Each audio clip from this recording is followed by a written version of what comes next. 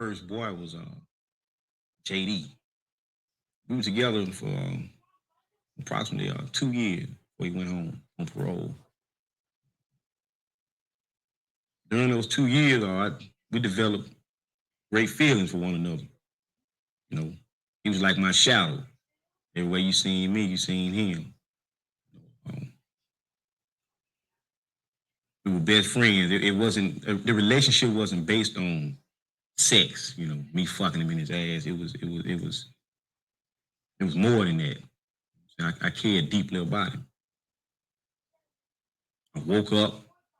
First thing I wanted to see was him. Before I went to bed at night, the last thing I wanted to see was him. I was in love with him. The game is in the penitentiary a set of rules dealing with homosexual activity. You know, you got what you call boys and sissies. Then you got your man. So, you know, I was looked at to be turned out, you know, what they call fresh meat. I ended up going to down to a room to smoke a joint. We was on the chain gang, 16 dorm at that time. And we ended up doing some other things. And that's what brought me in. Once you start something in here, you don't change it. They don't too easily let you do that. Once you're one way, you're always that way.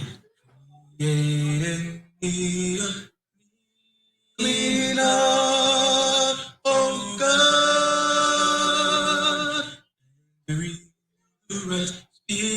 Spirit in me.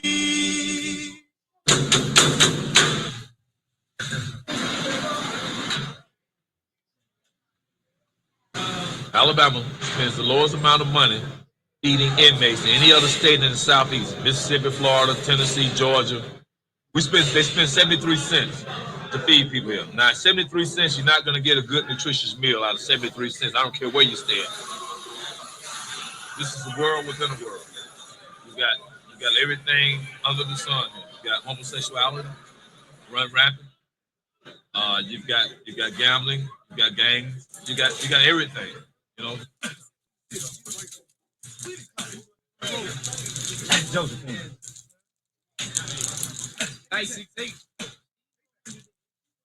JG, my righteous dog. He's like the older brother that I never had. I got unconditional love for him, not just because we both bloods, but because he's always been real to me. You know, we've had our ups and downs and differences and problems, but we love one another. Seriously. We was real close, like I said, we was close. We used to talk, we used to share our problems, you know what I'm saying? We used to share boys and mainly he looked up to me, you know what I'm saying? To me, I was like his role model, the person he wanted to be like, you know what I'm saying? Everything that I done, he wanted to do, like my little brother. I don't want to know how much I got in my pants. They make a kill misdemeanor. I run out of cash. It's like he living in my bank account, steadily rising. Ain't no more public eyes. Nigga, my wrist outside. I'm around that mile before I blow up the lip. Before I keep it 9 on my hip with 2 extra clips. You can't lie.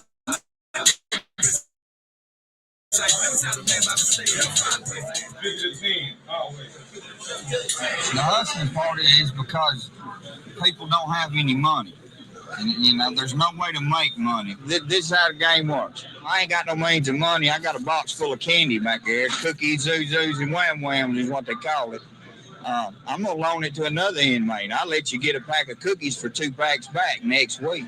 If a man borrows too much stuff, it gets too far in debt, either you fight for it and let him know I'm not going to pay you, so me and you just going to have to whoop each other's ass and we're going to go to lockup, or we're going to go back here and fuck, just ever how you want to do it. That's the way it works.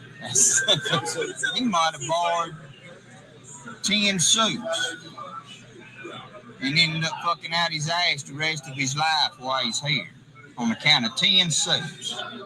Got him that way. Because 10 suits if you can't pay it this week, it's going to cost you 20 suits next week. And the week after that, it's going to be 40 suits. So sooner or later, the man's going to step to you and tell you, hey, I'm tired of your shit. Wait, take a boy like me. Come from now.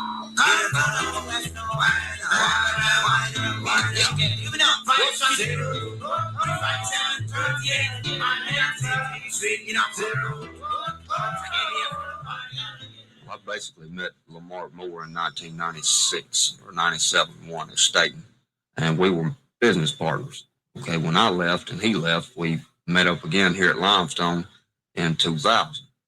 Okay, and it was the same scenario. Hips went to the street and come back to prison. When he got to the camp, he owed out like $300-400 worth of shit. When he first got there, from before when he was in prison. Mark had a boy, David Mendenhall. I met Mark on the chain gang. I would say it was in 98. Mindy, he was my baby. He came to me. Mindy came to me and requested to be with me. You know what I'm saying? Which was rather strange because this is like the first guy that ever pulled up on me and said, hey, man, can I be with you? So it was rather shocking. Here at Limestone, you don't have the guys waiting at the back gate on you. About the only way you can get turned out is you fall for the game. I turned Adi out. Adi was fresh in prison. Had been chased by half of the camp. And he ran from him. And I don't know, he just... Basically, he said he wanted someone to be real with him, someone to give him attention and affection. And he seen how I treated Mindy and my other boys, and he just wanted to get in, so he did. They started, giving me things I like, anything I wanted I could get. Well, I had never been through it before. I had never turned a boy out or had a boy or anything. And that wasn't my objective. I was just supposed to pull him away from the other people he was kicking it with and to kick it with us. When my folks quit looking out for me, I felt betrayed. I was at my lowest self-esteem. So I had to find a way to pick me back up and make me happy, make the best out of a bad situation. And Mark and Mendenhall, they did that. Where you from, man? Over here. I get out tomorrow, right? Tomorrow? Yeah. All right. Okay. David Mendenhall, he worked on radios. He had to fix my radio and everything. We got to talking, eating together, drinking together. We'd do a little drugs together. I spent some time with him as far as kicking it. We might play cards together. All of us would. We'd get together and do it. I run tattoos, run a store, and hustled. All right. So me and Mark started running the store again together, hustling, trying to make more money and more money and more money and more money. And before you know it, I ended up with 2 boys, and he ended up with 2 boys, and we called it a family. Right. And that's the way we looked at it. We had a family. I don't like this no more than you. For me, my boys. Don't you know it? We build from the beginning, the bond of trust. I would let them go out and walk around by themselves, but I knew other guys wanted to be with them. And I know they would give them things, for free because they was trying to pull them away from me. So it benefited me, in that aspect because, I could let them go out and hang out or go and laugh in someone's face or, flirt a little bit. And come back with some food or come back with some cigarettes or come back with some coffee. And so it usually starts with one of my boys. I see a boy that I like and I tell him, hey, I like that person. You need to start spending some time with him, start talking to him or whatever. And they wind up building a relationship. The motive of the game is it's not all to have you sexually, not for real. Because they know, say in my case, I'm a young dude, I look good, everybody wants me in the camp. They know if they could get me and they could invest a little bit, the way the game goes, I owe them then. It happens all the time. They could pimp me out, and make, triple, make more money like that than what they've invested. That's how the game goes in here.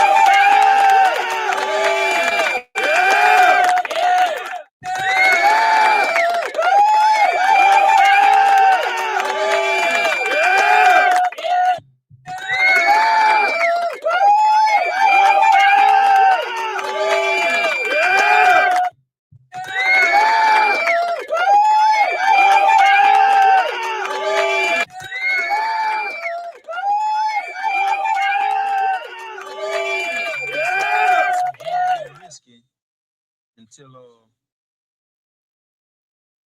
I might make Jim Beam soup. Julep is more or less a prison world whiskey. Make it out of yeast, orange juices, and rice. It'll get you drunk, pretty much like free world alcohol. Like I said, we got to drinking that night, and both of us was pretty tipsy. We were just laying on the bed back there. He was at one end of the bed, and I was at the other end of the bed. And he just started rubbing on my leg. So automatically, by me being pretty well drunk, I had began to come erect. I didn't have any complex about it. I already liked him. He's a good-looking dude. So we called him Youngin. He just trusted me, with his feelings and everything else, whatever he thought about. He felt he could talk to me. So for me to live clean and have what I like, I guess when I started hanging around Mendenhall, he was doing all that. They give me anything I wanted: free world clothes, boots, shoes, watches, things of such. And I knew that if I left that I wouldn't have all those things. After Mark had found out that I had slept with Mindy, he became anxious. He wanted to himself. But as far as me and him, I really didn't look at him like that right then because I wasn't spending much time with him. He was just basically the financial his sister. I wasn't spending a whole lot of time with him. But as I did, I started to grow to like him also. And then when I was spending time with him, Mendenhall would be jealous. So it was causing turmoil in the family. That's what we were, we're a family. This was the second time Mark being here. And they shipped him again.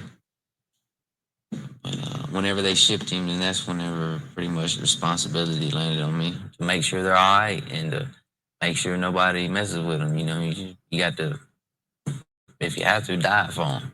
The reason why I left him with him because I know he's a good person. I know he wouldn't mistreat him. And if I would come back to that certain institution, if I wanted him back or they wanted to be back with me, he wouldn't have a problem with it. If I wasn't in the game, then I wouldn't drink and drug. There's not many times to where I just want to look at reality, what's around me, what's happening. I try to stay messed up so I don't have to see it. That's how I cope with it every day.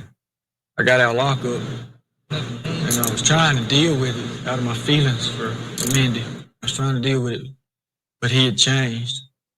He's caught up in himself too much, too self-centered. He always worried about him, when he was going to get high the next time. I just couldn't deal with that. I don't like being around them type of people. As far as the aspects of life goes, yeah, it was better.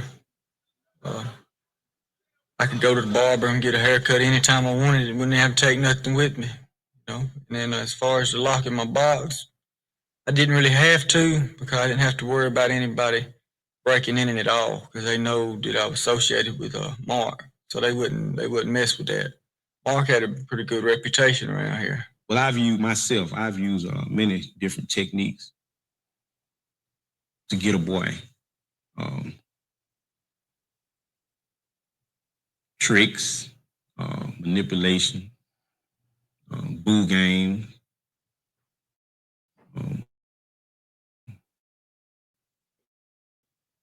hero type, Captain Save-A-Ho situation, all sorts of things. And yes, I became very good at it. I'll make sure you have something to eat every night. You know, I'll make sure you have something to smoke. I'll make sure you have some coffee. But I'm not never giving it to him directly. He's getting it from one of my boys. So when that person might feel like, you know, no, it's not me or whatever, you know, then I cut him off. I cut his supply off. You know what I'm saying? Now I give him time to think about it. You know what I'm saying? He was getting free dope. He was getting free whiskey. He was eating every night. He was smoking every night. And then he was getting free sex.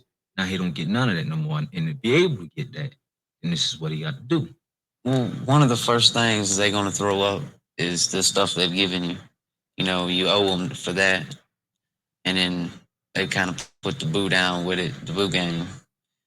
And to where you owe them that plus interest, you know.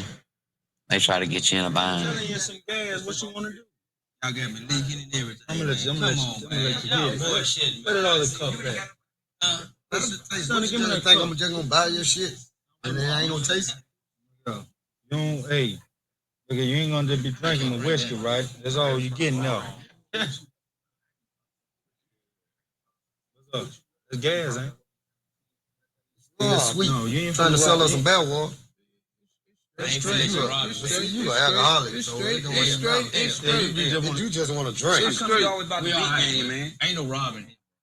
You always about the big Why game, every man. time I be trying to have some business, man, you always You always show about the up. beat game, though, man. You still owe me 5 bags, I partner. don't owe you nothing. Man. You still owe me 5 bags. I tell you what, you go ahead and get this and be great deal. There's a gallon right here. Give me I 10. grew up in a family of 9 brothers and 4 sisters, and my father, he left, you know, when I was like 9 years old. BPS on her stomach stand for Black Peace Stone. She's holding a dope sack in her hand. My other girl over on this side, she's got a bike. She holding a shotgun. That's my hood. You know what I represent. Black Peace Stone Blood Nation. Looking back over the years, I guess I shed some tears. I told myself time and time again, this time I'm gonna win. Taking the bumps and the bruises of all the things of a 2-time loser. I tried to hold on, my faith is gone. It's just another sad song. I look back at the times, living in a 3-bedroom shack, wicked streets, nothing to eat, and hemming out clothes on my back. So many hard times. I grew up in Pritchard with my grandmother, my mother. Lived there all my life. Slum area, ghetto.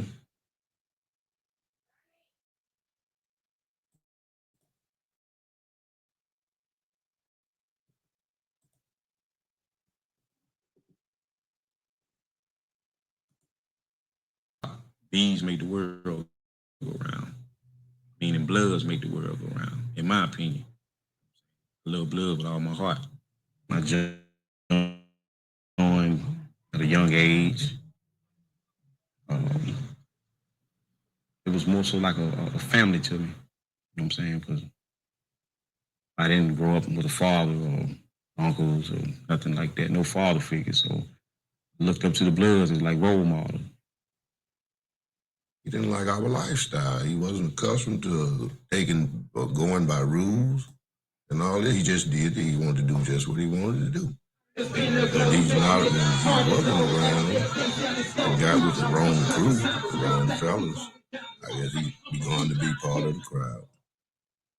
You know, doing just illegal stuff. My case is really simple. I shot a guy in the projects.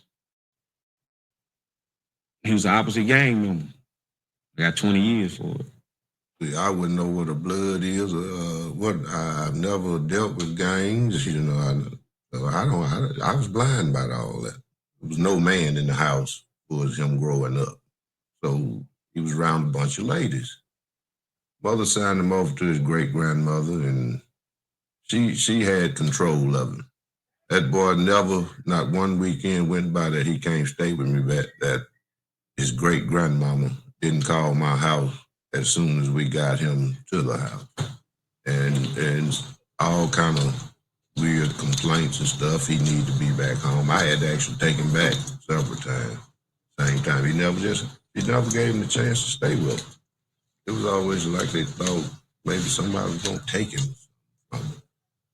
It never was like that. And once he got up, 12, 13, then she wants to go and call me. Want me to chastise the child or something. At that age, it was impossible. I would have had to fight him and all this here to get him, and I just couldn't see it. I mean, it wouldn't have happened. It would have been worse, I think, with me and him than it is now if I had tried that. The areas that he stayed in, all of them was bad. And with the guidance that he had, the parental guidance that he had, there was nothing left for him to choose going out in the street. We never denied him nothing. I offered him a bed in my house and food to eat. And he made that choice. This explains symbols my time in prison. The clock at 2 hours pointing to 10. Twice, 20 years what I got. I've been betrayed so much by people who I thought loved me as far as dealing with women on the street, you know what I'm saying? Even women in my family, you know what I'm saying? So I don't really have no problem with accepting real love from whoever.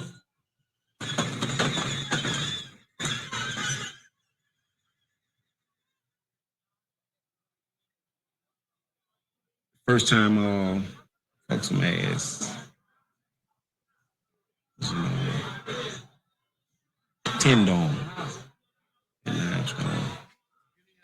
I knew he was a boy, but what caught my interest because he lifted weights, you know. And at that time, I was often working out real heavy. He promised me to me, I ain't gonna bring it to you. If you don't wanna fuck with another man, I ain't gonna pressure you to. So one night we was in the cell. We just had a t-shirt and some boxer shorts on. I didn't try to avoid the situation. I brought it to him. I cracked him for his ass. After that, I went and took a shower and cleaned myself up and everything. And I felt guilty. I felt bad. I felt like I had just committed the ultimate sin. You know, I got back from him for a while because I had started having feelings that I didn't think were right. I started caring about this motherfucker. I mean, you know, laying up in my bed thinking about him. I might be on the weight pile thinking about him. You know what I'm saying? I might see him talking to another dude and I become angry on the inside. It was like jealousy or I don't know what it was. I don't want to say love, you know what I'm saying, but it just something I couldn't explain. And I transferred. I go to another prison. I never seen him again. Well, the first man I was with really messed my head up there for a while. I've had knives pull on me. At that time, I was really more scared because this individual, more or less, I can't think of the word for it. Anyway, he was very dominant, very controlling. I couldn't talk to nobody, couldn't go anywhere without either him being there or something said about him.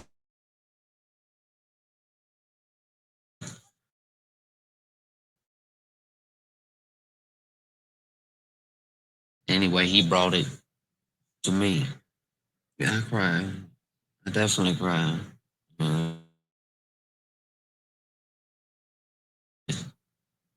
You know, sometimes I'd ask God, how could this happen? Because it's something at the time I didn't understand. David Paul, who has been in trouble for 6 years. Maybe, we don't know, we don't judge. God, we're not to say whether he did or whether he did not. The Lord, 6 years, God, ought to be long enough. God, 6 years, Lord, ought to be enough time. They moved in here and before the baby came.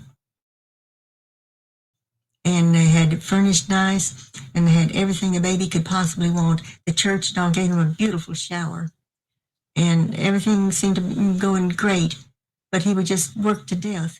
And young, he was only 18.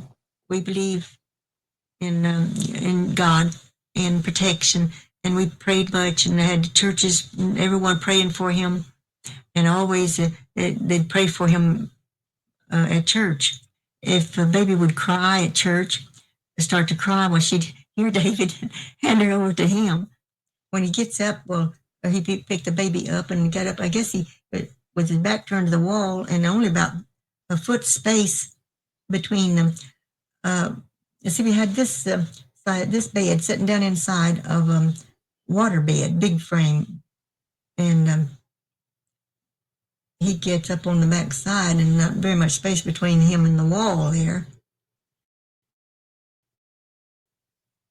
And I guess he bumped it. He says, Grandmother, he hardly knew what happened because he was half awake and all. But he bumped himself, kind of lost his balance. He threw the baby back on the bed. And she had thrown the covers back. When he got up, he threw them back and it landed on the covers and just rolled right on off. And when he saw what was happening, he's fast. He grabbed for the baby and he got it with a little leg, but it had already, by that time, it was far enough down and hit that frame was sitting down on, all of it was on the floor at the time, and hit his little head. And it had such a beautiful head of dark hair, and you couldn't see anything was wrong with it. It just had a little bruise on the cheek was the only sign you could see where it was hurt. They brought it against him as child abuse and murder. First manslaughter, and then they called it murder. I didn't have enough years and time and knowledge under my belt to be a father and be really supportive and foresee things coming and know what to do about it to shape a young person's life, to really be the pillar that I should have been. Now my son is 18 and married, the baby on the way. Half asleep, too tired to think an accident occurred. Now the baby's dead and the charges are red. Murder in the first degree. Now my son's in prison, wish I could set him free. Well, when you're first coming in, that's what it makes you feel like. Makes you feel like that your life's on the line. That's the kind of positions they put you in. All those kind of threats come. I've been told that I'd be on TV. My folks would see me on TV, dead. Murdered in Limestone Penitentiary. I've had my life threatened a few times. David Jr. was real close to the breaking point. At one time, he called me, and he was nearly to a nervous breakdown, and he wasn't able to eat and keep it on his stomach. And he had a homosexuals there and so forth. And he was afraid to go to the authorities because they had threatened him. And he didn't know what to do, so he called me. And I called a lieutenant immediately and then moved David to a cell to himself. He didn't have a cell. He had to be out in the public with everybody. But they put him in a cell to protect him like that. And they moved him from that dorm to another place. So David was recuperated and was much happier. I hope that those kinds of experiences, being pimped out and the homosexual activity and such as that he's had to deal with in there, I hope that's something that when he gets out, he can put behind him, not have to talk about it or bring it up and just, let it die in his past and, kind of start fresh from day one when he gets out and create a new respectable life, Because, I never had a father, you know what I'm saying? But I always wanted a father. I like turning guys out. As far as being turned out already, especially by family members, I kind of felt sympathy for them. I was probably about 6. And that happened with a family member. Cousin. Uncle. It.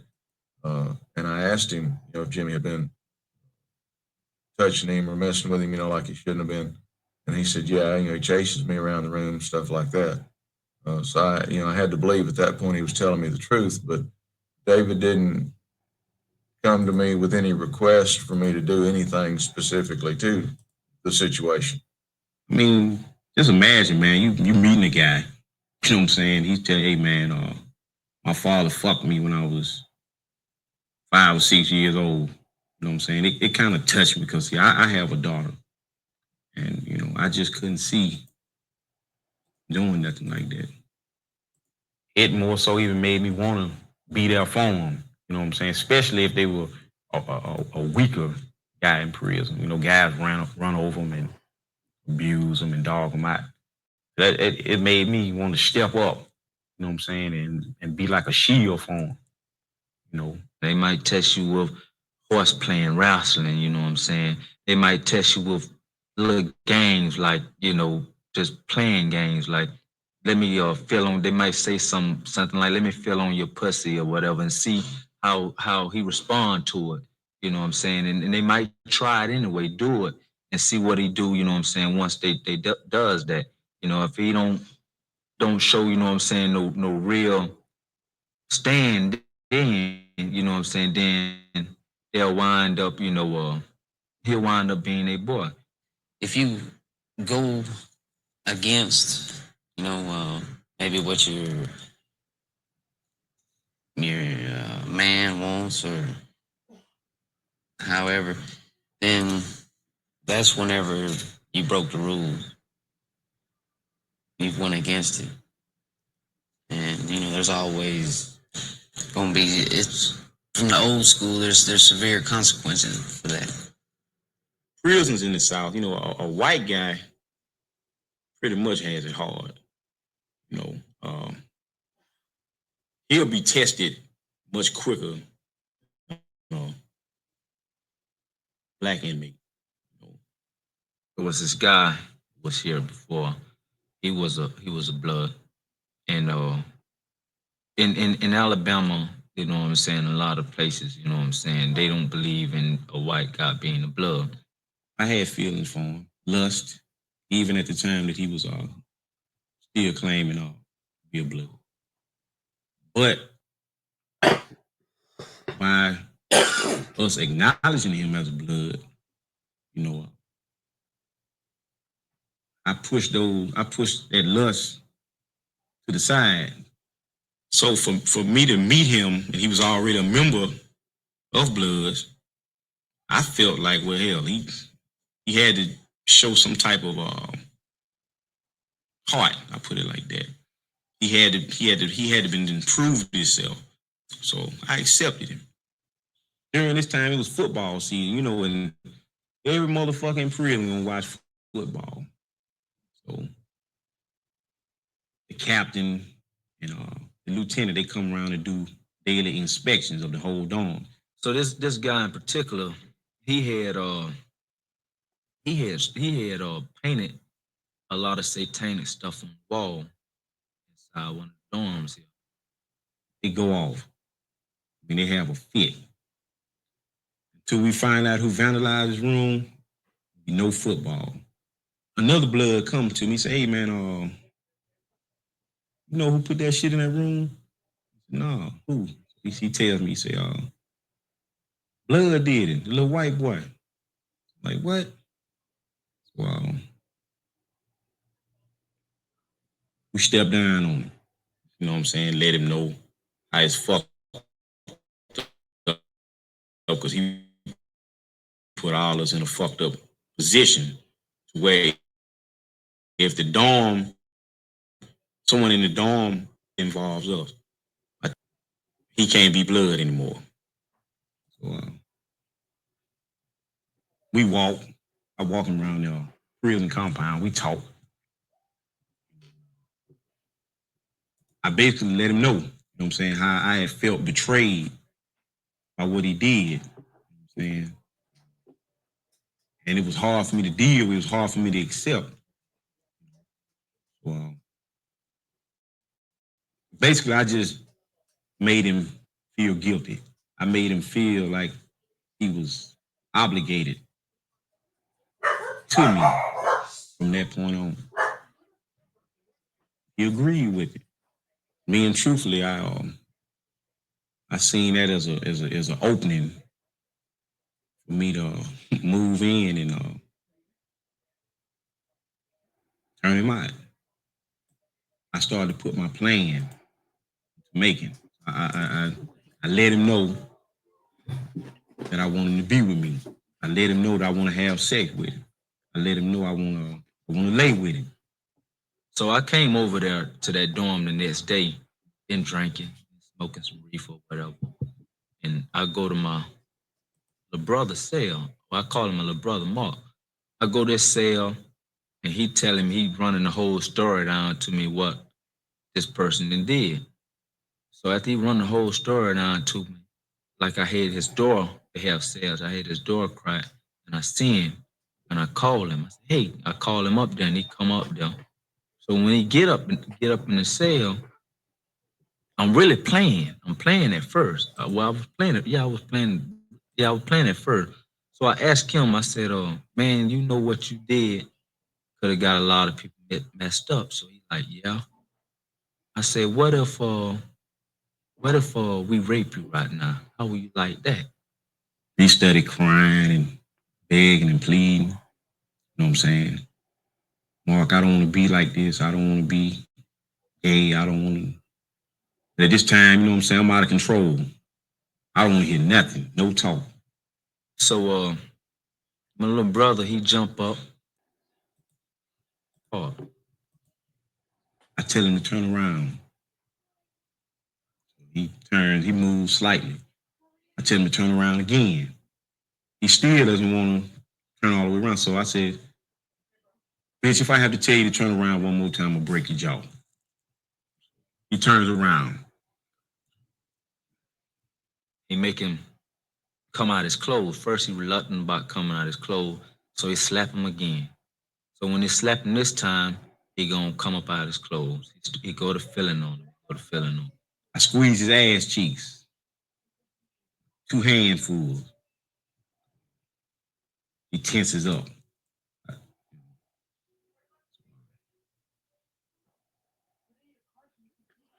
I started to pull his shirt off of him.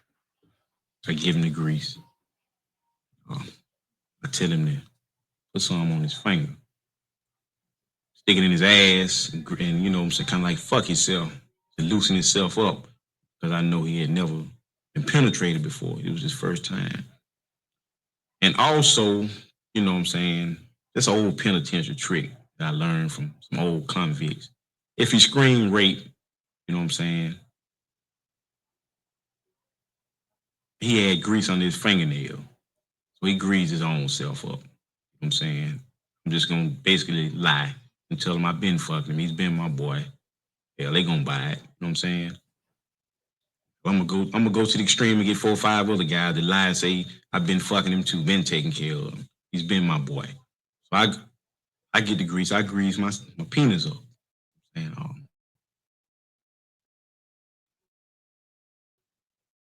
I lay him down on the bunk, flat stomach. So I'm rubbing his ass, you know what I'm saying? Squeezing his ass cheeks, rubbing my fingers up and down his back, you know what I'm saying? Trying to talk him through it, telling him to relax, you know what I'm saying? Still pleading, begging me. Like I said, I didn't care to hear any of that. I had made up my mind. So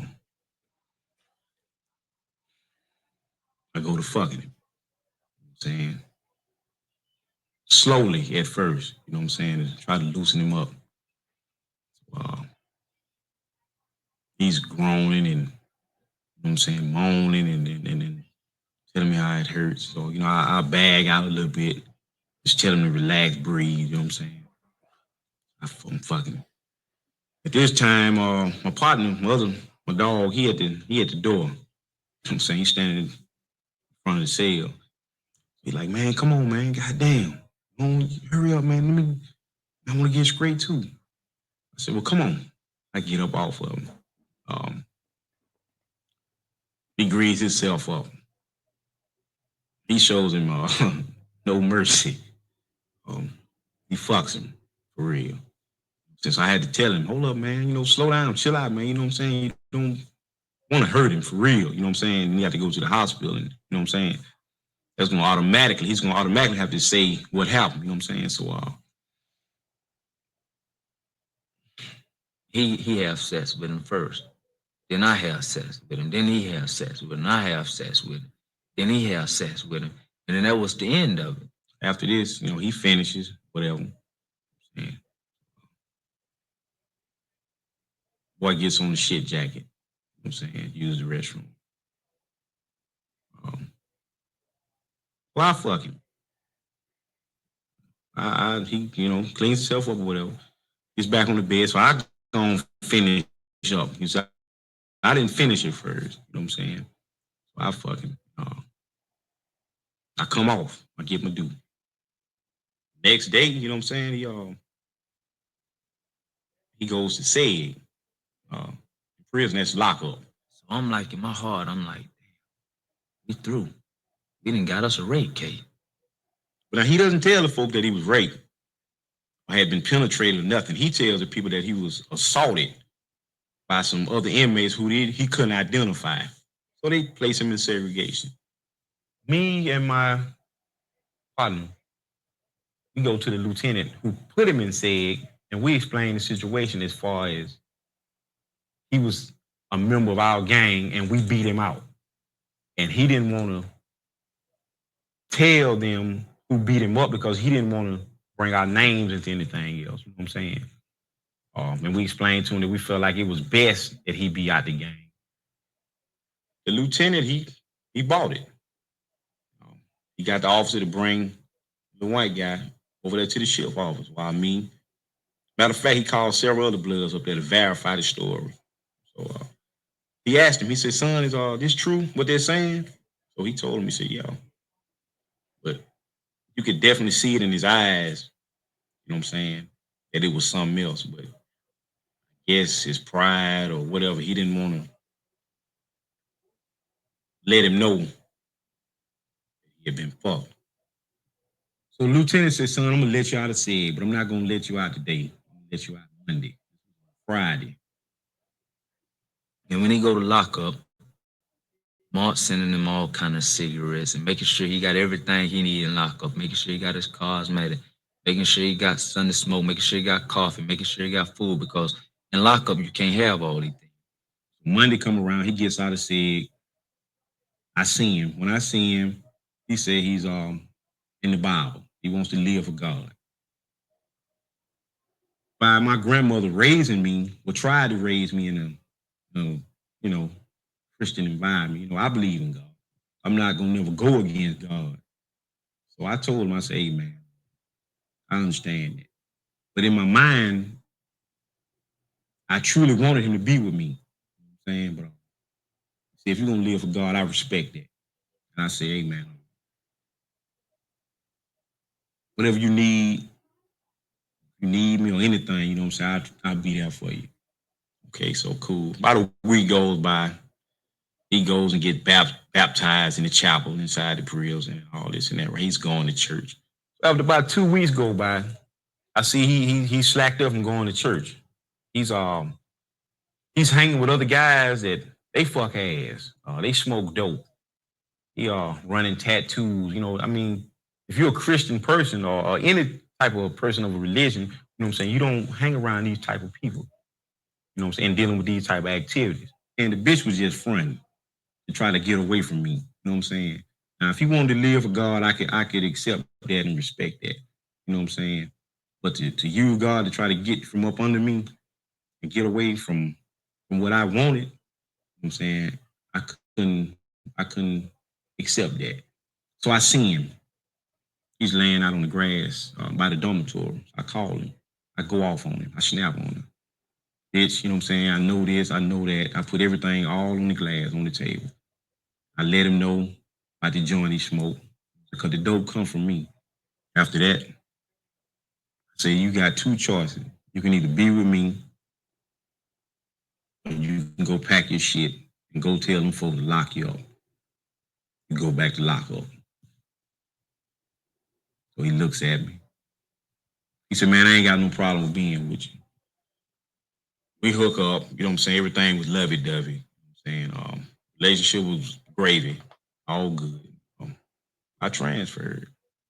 You know, I'm always feel bad about, you know, that situation that ever happened. You know, after I moved on, I told him I was through messing with him. And he got with this other dude. You know what I'm saying? He wound up having sex with him. He was doing so bad, never having nothing. He wound up selling it to somebody else on the other side of the camp. You know, they have two sides of this prison.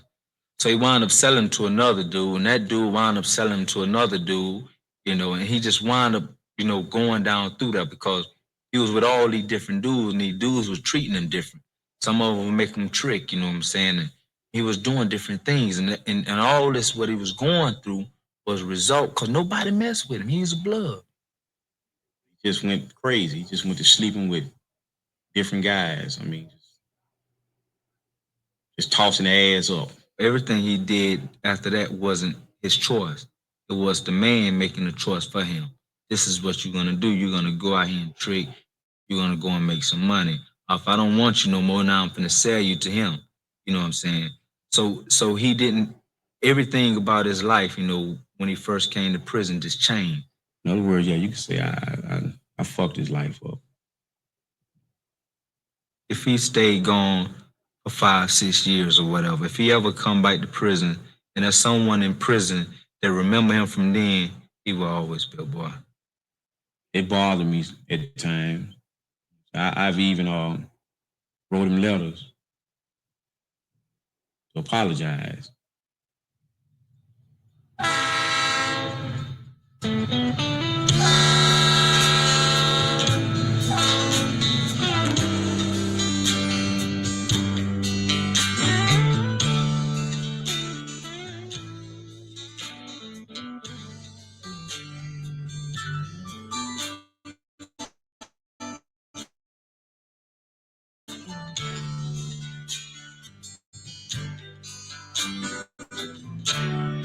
If I just give it a little time,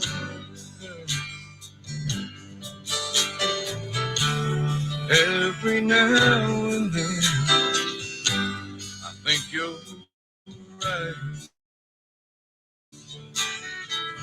Something always happens and you're right back here.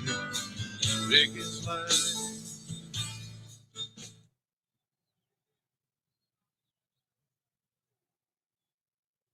One more, get it. All this high ass stuff, they love that shit right here. You know,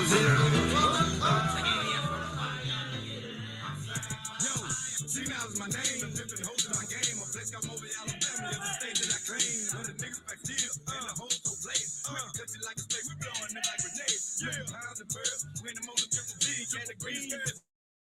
Feels good to be a star. Everything's first class, first class. Sounded like Lily got people kissing my ass. Everybody wanna know how much I got in my pants. They make them kill me.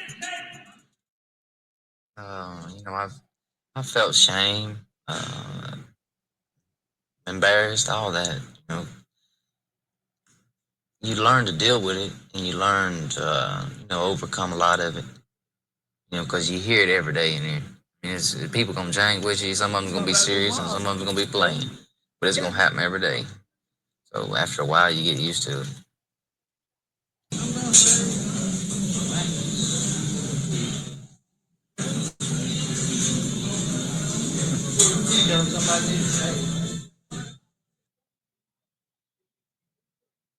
When something like that happened and got in my workout program, done what they call taking him under my wing.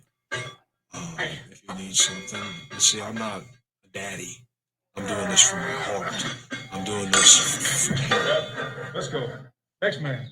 No matter what camp you're at, your reputation follows you, and somebody knows you from down there that's up here. So I fuck out my ass for protection, and to be took care of. So I ain't got to worry about some dickhead over here saying, all right, this is one I want. I know he's a weak motherfucker. Penitentiary term, I'm a fuckboy. Street term, I'm just goddamn a turnout.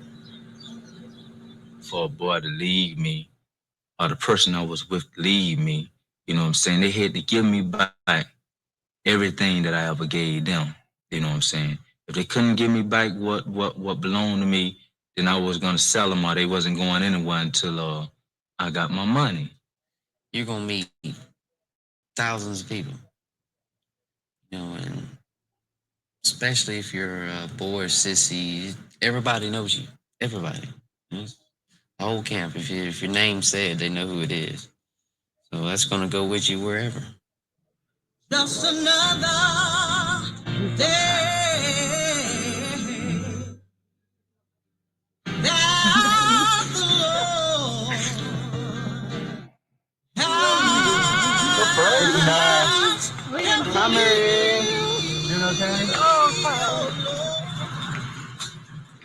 Right now, at this moment, I'm trying to get myself back together, right? That's why I felt as if it was important to confess and talk about my past. I don't know. I did everything I thought possible. I think I was fair. But then if I had to do it again, I would do it again, but I would do it different. First of all, he would have been, I should have gotten him when he was a baby. On the street, I never thought that I would even be with another man, period. No way. I thought I could love another man, have affection towards another man. Over the years, you know what I'm saying? I don't know. Prison turned me out to sort of a freak. upon my that I don't beat them, so guarantee success. Promise to survive. My mom be my witness, nigga. I'm gonna stay alive. Shoot to the shit and only gain a couple cents. Survive for the best, get out this prison. Trying to coat my homeboy across the dorm, getting his asshole torn. We going through a storm. They made me an animal. I made a shake just in case the fools want to fade me. But this lifestyle, this is how they paid me. Locked up in these chains, stuck in this game. My homeboy getting raped is a motherfucking shame. What I'm going through, but I still chill for my crew. Throw it up, nigga. What would you do if you was locked down in this motherfucker? Should I maintain or go out like a buster? Just another sucker, dead, gone. This modern day slavery, just the way they paid me. These motherfuckers can't change.